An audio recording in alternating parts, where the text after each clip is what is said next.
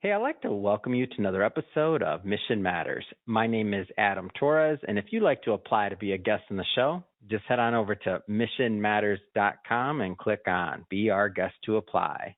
All right, today I have Keenan Beasley on the line, and he's a founder and chairman over at Venture Noire. Keenan, welcome to the show. Hey, thank you for having me. All right, Keenan. So we got a lot to talk about today. Definitely want to get more into Venture Noire and also some of what you're doing to align your business goals with social and in your environmental mission. But before we get into all that, we'll start this episode the way that we start them all, with what we like to call our Mission Matters Minute. So, Keenan, our mission at Mission Matters is to amplify stories for business owners, entrepreneurs, executives, entertainers, people that we feel, need to be heard and have a strong mission and want to get it out there. That's what we do. Keenan, what mission matters to you? For me, there's two, right? One is, how do we reimagine the middle class? Mm-hmm. I feel one of the biggest threats to society right now is that the middle class is shrinking.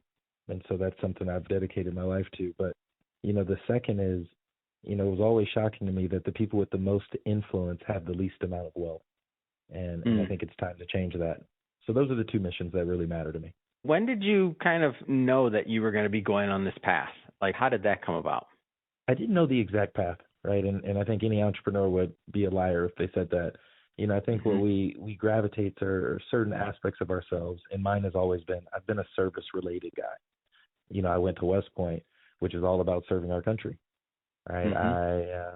I've also been a marketer, which is all about serving consumers. I was also a football player, which is about serving the greater good of the team, especially as a D lineman and outside linebacker like I was. Most of the days I'm making piles. So, my life has been dedicated to serving others. And I feel that's been part of my purpose on this planet is to make the world better in some way, shape, or form.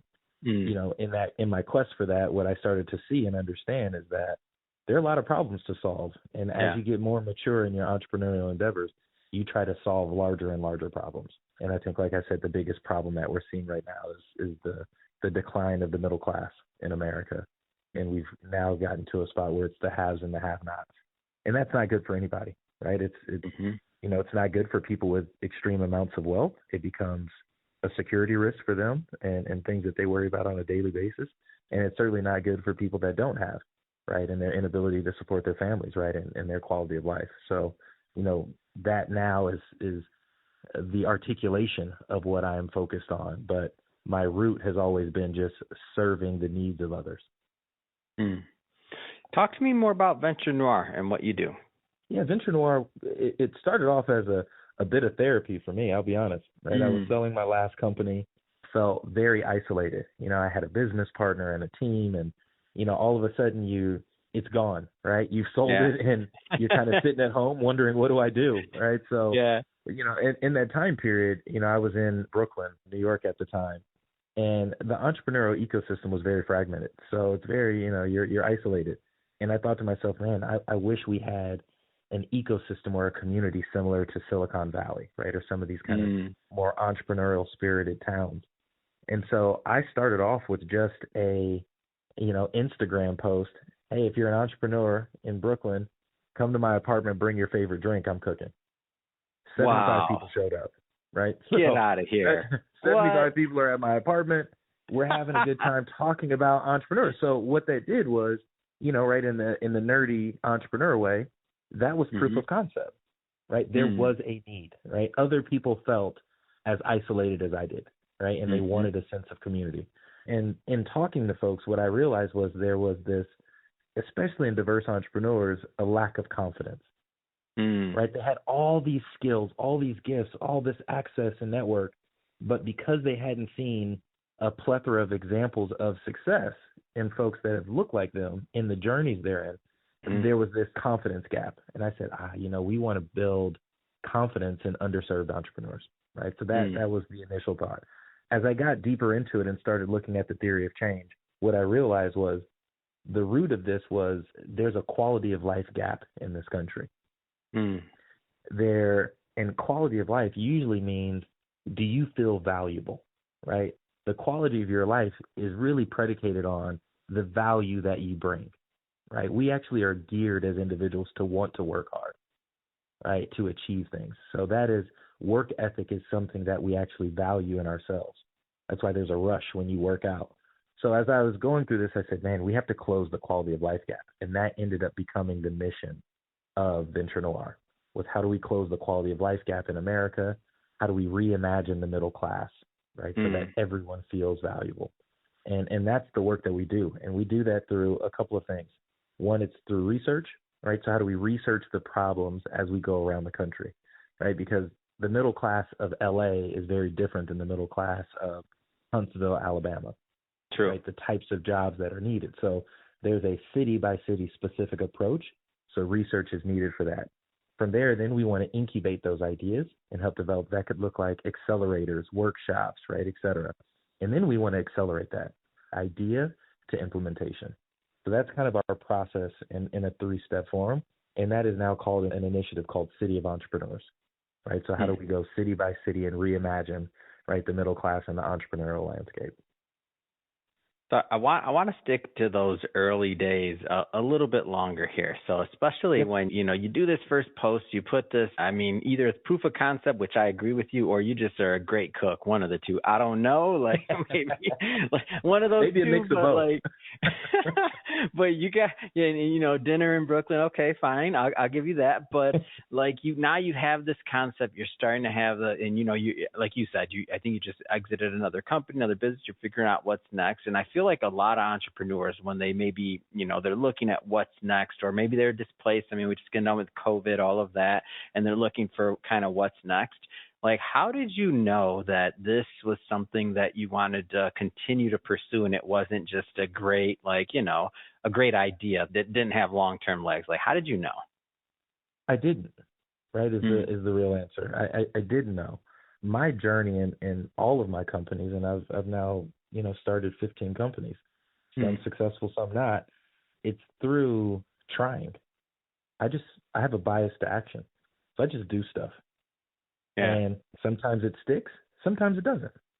Right. But I don't like to sit in idea stage long. I put it to work. So I had a thought and a hypothesis, and I put together a very easy event that cost me very little, right? The cost of food, right? In an Instagram post, and opened the doors to my apartment to see if it had legs.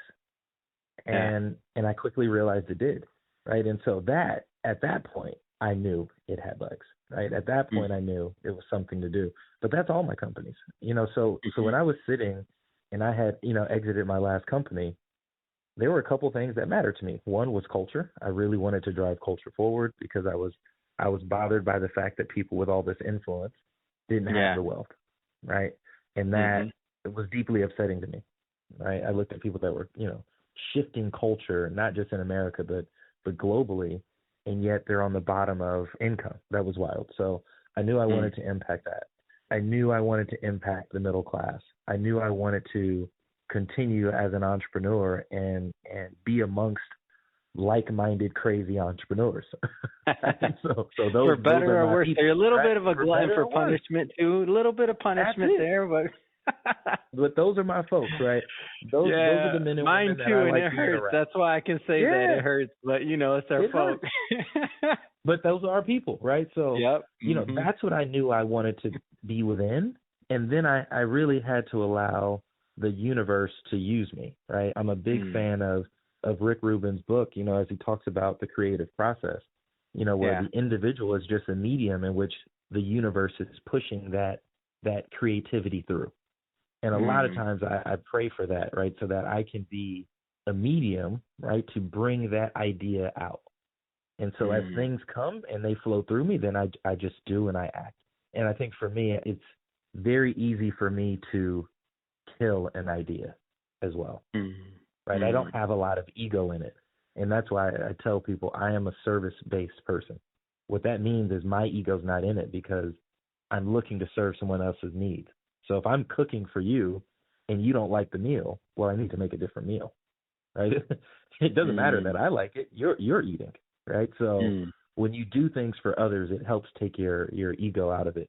And it's an action I call painstorming. So I believe in painstorming instead of brainstorming.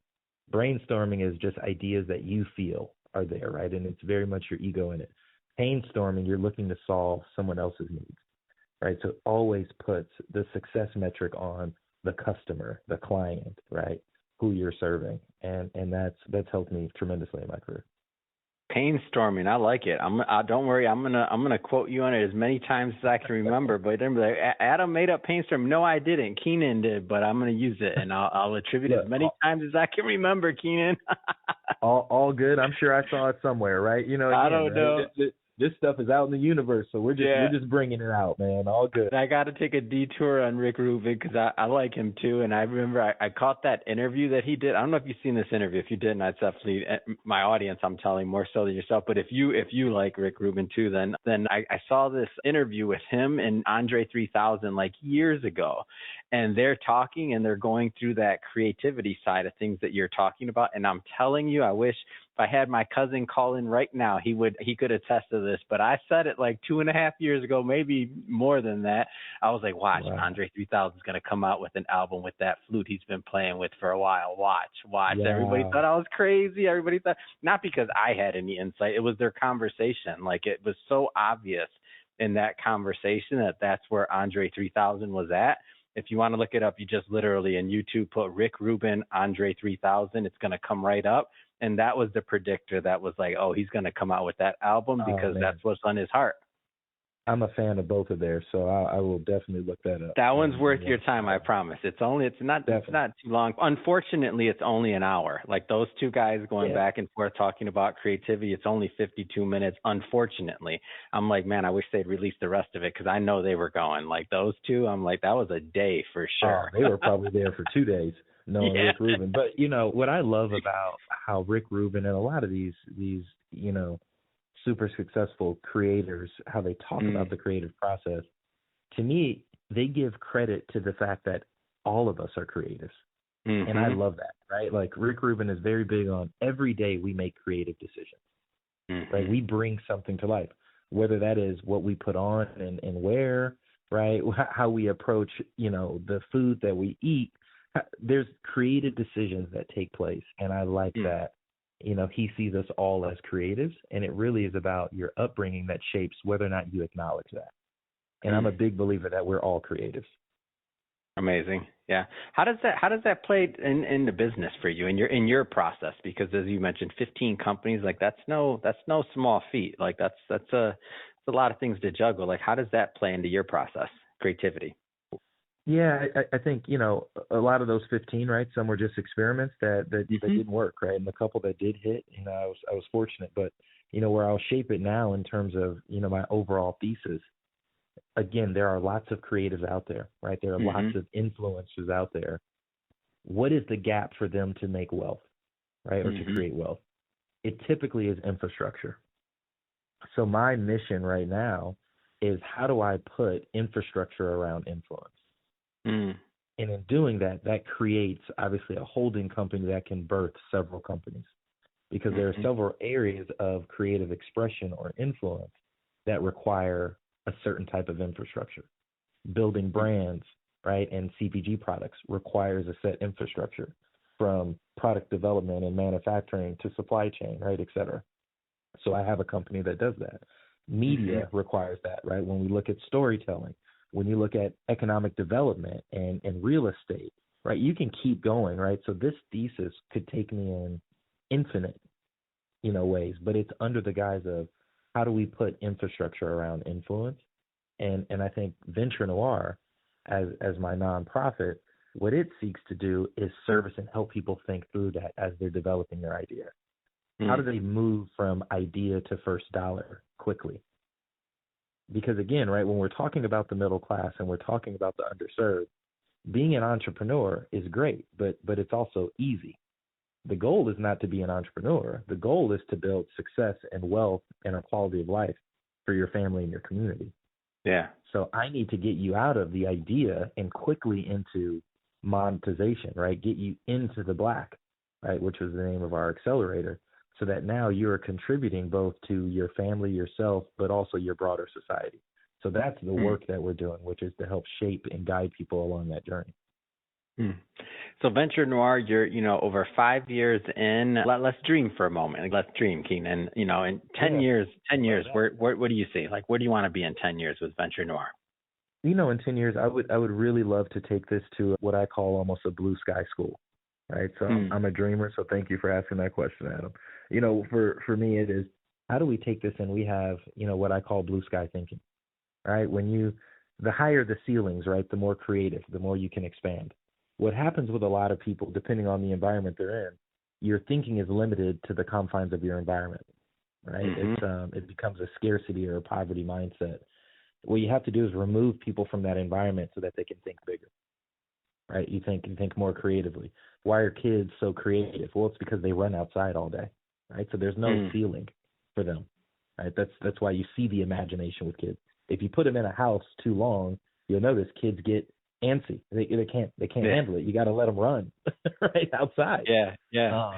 Same with us as adults, right? We forget that. We need to play and we need to explore outside.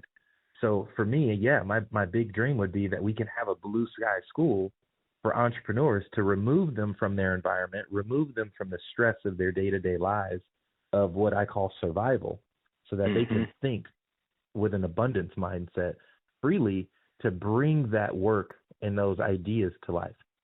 So I would love to have our version of a university.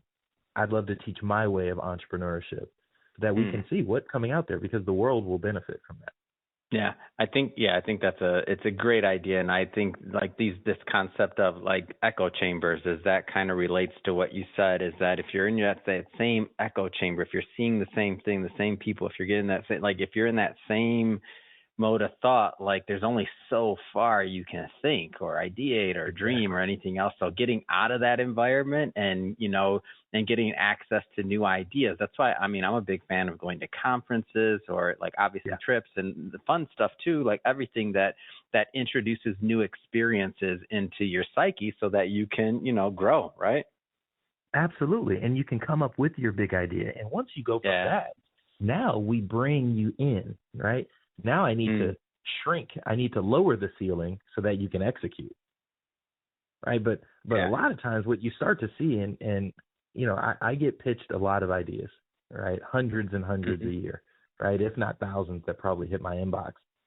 And a lot of them are very small, right? So when you think about, okay, is this even investable? Is it worth time? You're like, even if that's successful, it's very small, right? Yeah. And still the chances of success in entrepreneurship are very, limited. So if you're going to swing like that, swing big, right? Don't swing small, right? If I'm going to fail, I'm going to fail big. It's okay.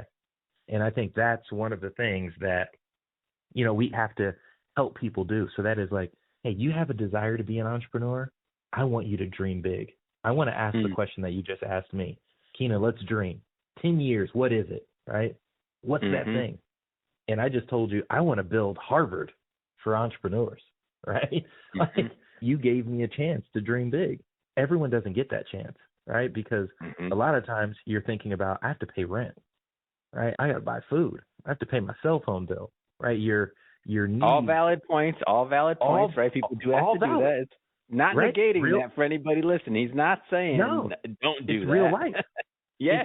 It's real life, right? And dreaming sometimes as an adult is a privilege. So if I can help give that privilege to folks, amazing, right? I would love nothing more. I want people to dream crazy, right? I remember I did it was kind of a company swap experience with Google earlier in my career. And I just got to walk the halls of Google and see how they approached initiatives. And they had this wall in the office where developers, employees, right, they could just write a crazy idea down on the wall, and it was recorded. And they would launch thousands of initiatives a year, right? At this time, I was at Procter & Gamble, and we would launch that Google R&D budget, baby. Come on, go ahead. No. It's an R&D company, right? But at Procter & Gamble, right, think it was totally opposite, right? I'm working on Tide at the time, and we would launch 2 initiatives a year. Take that to a company that was launching thousands. Let's get to that. All right, let's dream, let's create, let's do, and then let's figure out how we can support each other, right, and bring those to life. Great. I think that's a great way to end it, Keenan. If somebody is listening to this or watching this and they want to learn more about Venture Noire or any of your content, what's the best way for them to do that? You can reach me at Keenan Beasley on all channels. I'm super responsive. Other than that, at venturenoire.org, you can find out more about Venture Noire and latest events, et cetera, right, and reach out to the team. So we're here to support, we're here to help, and we want to be a part of people's dreams. Amazing. And to the audience and everybody tuning in, if this is your first time with us and you haven't hit the subscribe button yet, I don't know what you're waiting for, but if you need an individualized invitation from me, here it is. Hit the subscribe button. To my long-term listeners, if you still haven't left me a review yet, you better go ahead and leave that review. It's only going to take you a couple of minutes. Sure do appreciate you tuning in today. And Keenan, really appreciate you making time for us. And man, I'm all in for this dream big, dream bigger. Man, you got me fired up over here. Thank you so much for coming on. No, thank you for having me, brother. See you.